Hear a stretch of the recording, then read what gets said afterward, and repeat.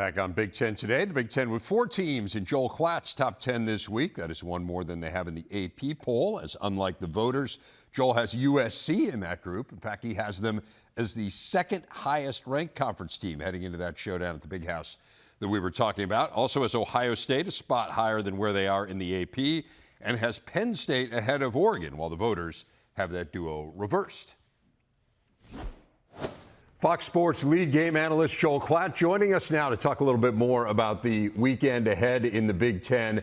And Joel, before we look ahead, I want to look back a little bit with Oregon in that game against Oregon State. We have spent a lot of time here in the first couple of weeks kind of wringing our hands about the Ducks.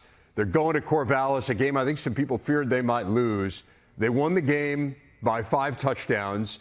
They didn't punt. They only faced third down 6 times in the game. They ran it great. They didn't give up a sack. So problem solved here for Oregon? Like, what did you learn about the Ducks based on that performance? I learned that they like to be fashionably late for the season. It's like, let's welcome Oregon to the party, everybody. My goodness, it's like, hey, we started 20 minutes ago, I thought they were as good as advertised in that win over Oregon State. And that's not an easy place to win. In fact, the home team has won in that series, I think, for the last 5 or 6 years, something along those lines. The more impressive part wasn't that they went and won the game, although I would have been fine with just that from Oregon after the way that they looked in the first 2 weeks. It was the dominance that they showed, both sides of the ball.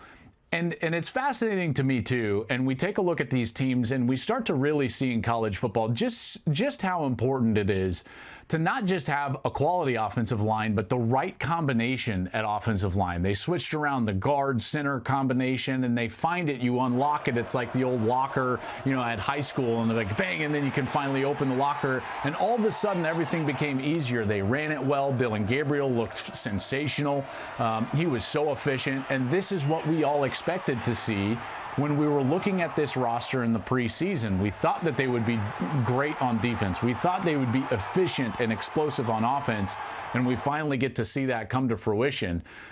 We clearly did not see the best from them in their first 2 weeks, in particular the first week of the season. Maybe we'll look back in hindsight and say, hey, Boise State was just really, really good with Ashton Jeanty, and they're going to go to the playoff later in the year. But, man, that win over Oregon State, I think it put them back on that tier in the Big Ten where it's like, okay, yeah, this is a team that could potentially win the conference.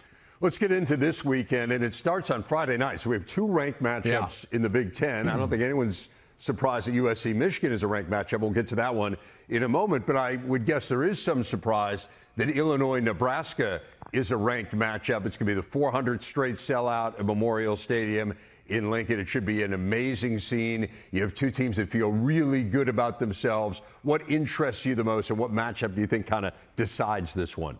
Yeah, so this is where this Dylan Raiola test is going to we're going to see if it's real. We've talked about this a lot, but just to reiterate, last year Nebraska lost 5 one-score games, and in those games they had 17 turnovers, 14 by the quarterback. Okay, like, you can't win close games like that. So their entire issue at quarterback was, can this true freshman, Dylan Raiola, be a net positive rather than a net negative this year? Well, he's been more than that, Rev. He's been more than that. In a lot of ways, he's maybe the best player on their offense, okay? So he hasn't really turned the football over. There's been a couple, but certainly not to the extent that we saw a year ago. Meanwhile, Illinois has lived off of turnovers. I believe they've gotten 9 turnovers, and they're +8 in the turnover margin. That's a big reason why they've been so successful. A very Brett Bielema style of team where they're just going to out-fundamental you and toughness you in order to try to win the game. I just don't think that on the road on a Friday night, Illinois can bank on the fact that they're going to continue to win the turnover battle to the extent that they've won it so far this season. So for me, if Raiola stays clean as far as turnovers go, Nebraska is probably going to win this game. I like them at home, in particular on Friday nights, and I know I mentioned that off air to you. If you look through college football, regardless of conference, and you see these Friday night matchups, you generally see home teams win. Home teams have upset upsets. This is where you see some of those big upsets where people are storming the field, and this would not be an upset. So for me, I like Nebraska in this game.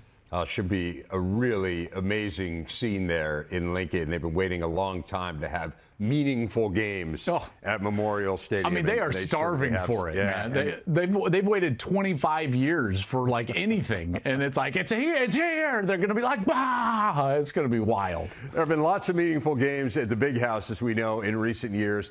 I think this is a really interesting game with USC. I understand they're both ranked. I was saying to Ashley Adamson, though, on our show yesterday, like, I think that's where the similarities end.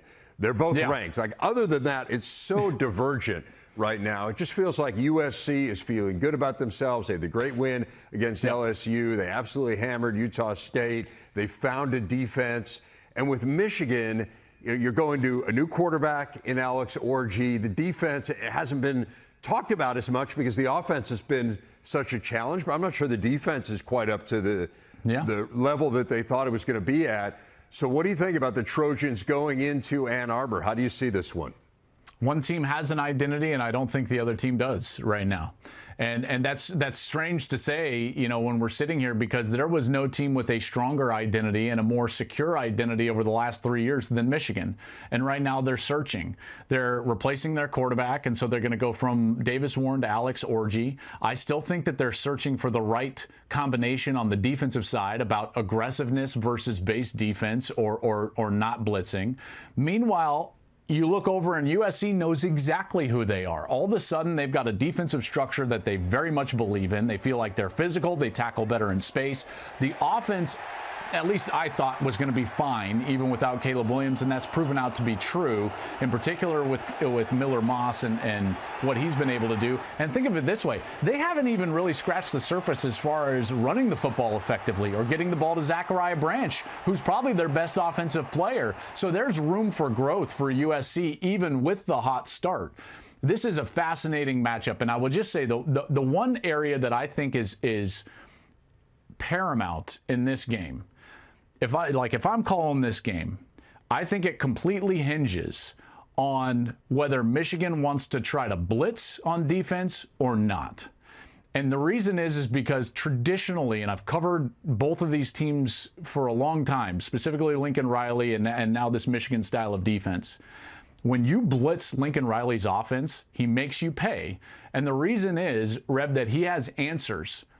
There's answers built in this system everywhere, in their pre-snap and their post-snap. And so because of that, if you manipulate your structure of defense, they have an answer to exploit that area in which you're stealing from in order to create strength somewhere else. Okay, so it's a big overarching philosophical argument. Do you want to blitz Lincoln Riley or not? Meanwhile, you've got Michigan. They're wrestling with that whether it's USC or not, because over the last 3 years, they were about middle of the pack in college football in terms of pressure rate. It was right around, I think it was like 26%, which was like 48th in the country, 50th in the country. Well, you look up now, and Wink Martindale is in the top 5 in the country in pressure rate. He wants to blitz. It's what he wants to do. Well, because of that, the philosophy of the Michigan defense is no longer what we saw from the last 3 years. So they're not making teams drive 10 plays in order to score. And because of that, they're giving up more third down conversions. They're giving up more points, and they're giving up more yards. If he decides to blitz Lincoln Riley a lot, I think USC wins this one easily.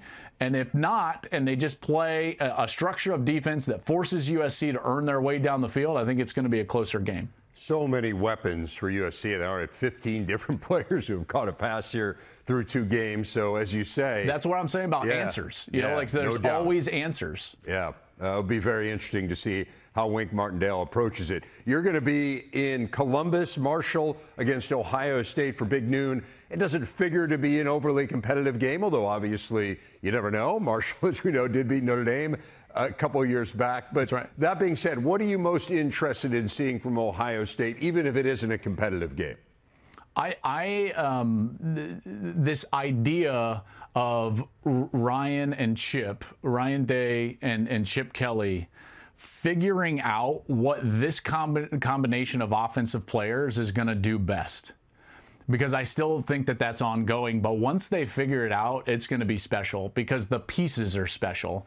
I'll take you back a couple of years ago. Do you remember the COVID year in 2020, Rev? And they had just come off a season in which J.K. Dobbins ran for over 2,000 yards. So they were a great run team in 2019 to go along with their ability to throw the football. And then in 2020, they had Trey Sermon and some guys, and they struggled in the first half of the year to run the football. And then they figured out that their players, they learned their players, and they said, you know what, our guys are better from the pistol. And so they sat the tailbacks behind the quarterback, and all of a sudden the run game came alive. And if you remember that year in the Big Ten championship game against a pretty good defense, and I believe it was Northwestern, who played quality defense. They had like the law firm at linebacker, if I'm not mistaken, Fisher and all these guys.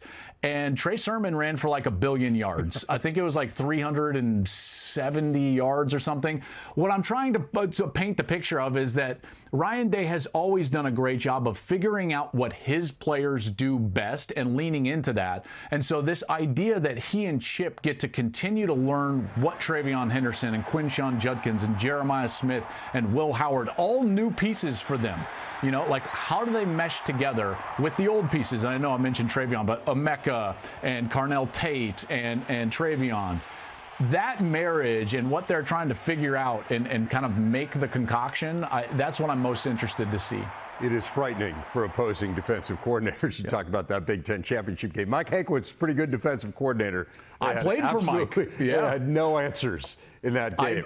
I remember just real quick, Rev, I talked to Mike before the game, and I had played, he was the coordinator on my Colorado team. So I was like, Hank, like, oh, you know, how are we going to stop them? And he's like, Joel, I don't know. And then I saw him after the game, and I was like, hey, man, that was a rough one. And he goes, kind of what we thought, you know, and I'm just like, Hank was the best, man.